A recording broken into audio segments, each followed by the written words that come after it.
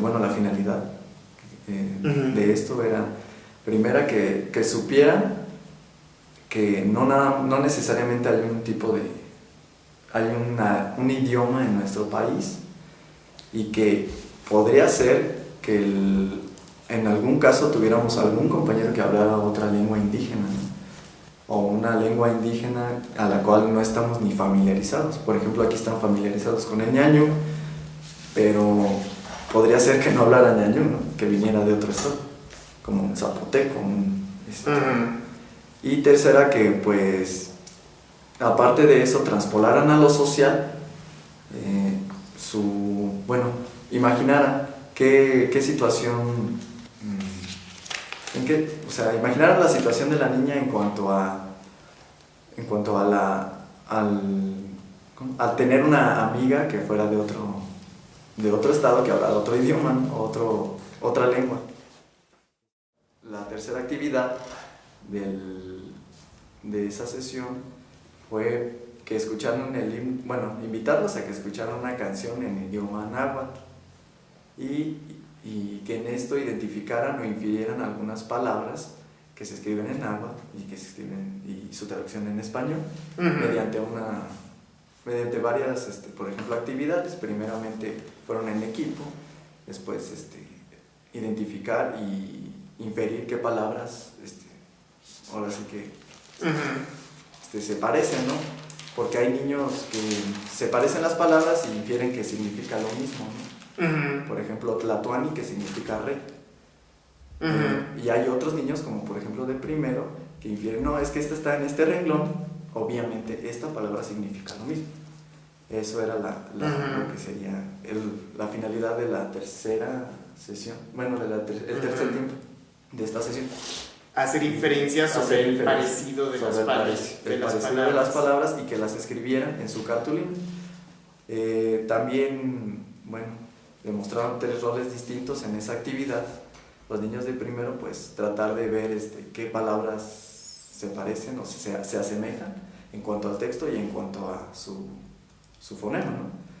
Y en segundo, pues ya ahora sí que si había en el equipo un niño de segundo, pues podría ayudarle a los de tercero a escribir lo que serían las palabras en la cartulina y su traducción.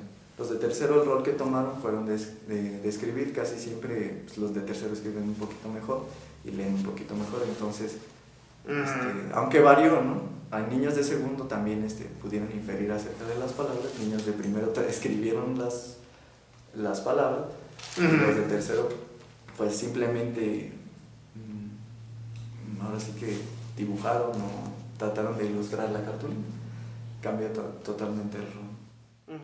¿En qué se centró la interacción de los niños en cada una de estas actividades? Fue como más de reglas, o sea, ellos decían, por ejemplo, tú niño estás de primero, lo estás haciendo bien, pero no regresaste 3 casillas donde te tocó, ¿no? Entonces su rol era más organizacional, más de reglamento.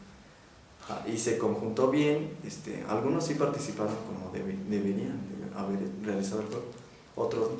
En su caso, primero, segundo y tercero, unos sí participaron, otros es dependiendo también del niño. ¿Sí? Y bueno, ¿y tú cómo interviniste en cada caso? Y tus intervenciones estuvieron centradas en lo que discutían los niños o aportaron otra información o otros aspectos de la tarea, etcétera, etcétera. Mis intervenciones fueron ahora sí que casi para organizar nada más. En cuanto al juego, el primer tiempo de la sesión, ¿por qué nada más fue para organizar? Porque tenía una desorganización completa. O sea, el desorden que se generó no fue tanto por la falta de interés en el juego, sino quizás por un exceso de interés en el juego. ¿Cómo lo ves tú? Pues es que independientemente de los niños, hay niños que si quieren jugar tienen interés y hay niños que no. Obviamente no los conozco todavía muy bien como para inferir qué es lo que está pasando. Pero sí, no quedó sepultada en cuanto al conocimiento de las palabras. A lo mejor quedó un poco vago. Yo digo, algunos niños sí realizaron la actividad de leer, otros no. La mayoría no, pero algunos niños de tercero y de segundo sí. Entonces, pues yo siento que se cumplió un 40% de la actividad. Por ejemplo, hace rato me mencionaste que al participar en el juego tu expectativa era que los niños, dependiendo del grado, tuvieran una participación diferenciada. Que los niños de primero identificaran palabras de origen indígena, que los de segundo ampliaran su conocimiento de las lenguas, y los de tercero inferir quién sabe, quién dice bien las palabras, algo así.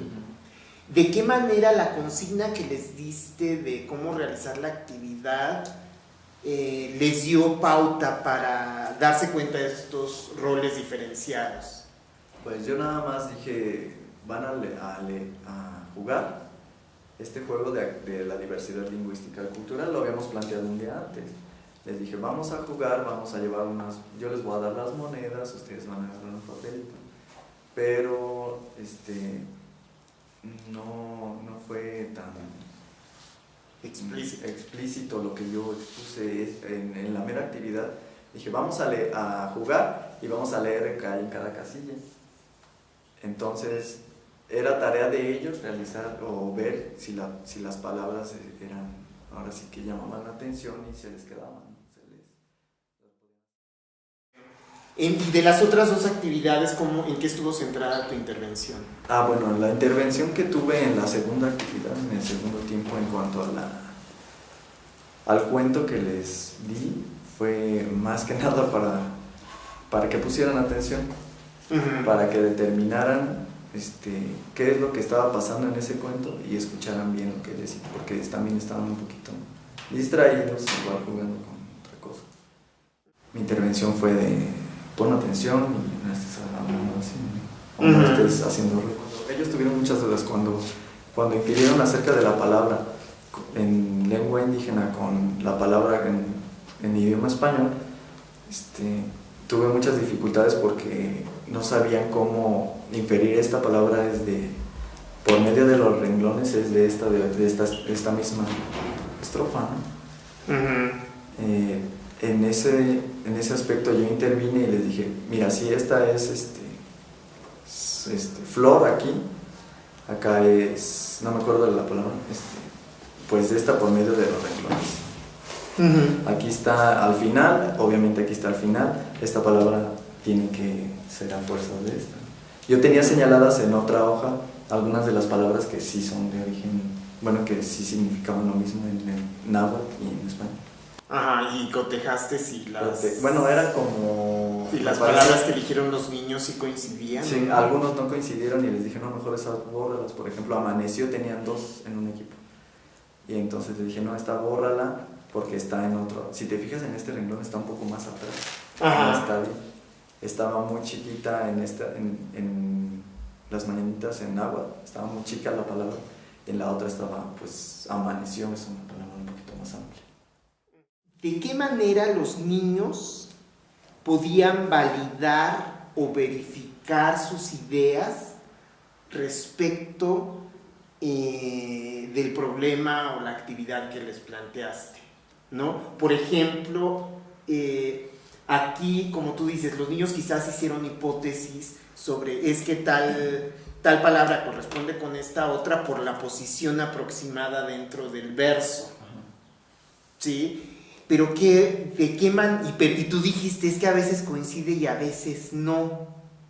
¿De qué manera ellos tenían recursos para verificar por sí mismos o con pistas del contexto si esa respuesta que daban era acertada o no, o tenían que considerar otras cosas en cuenta?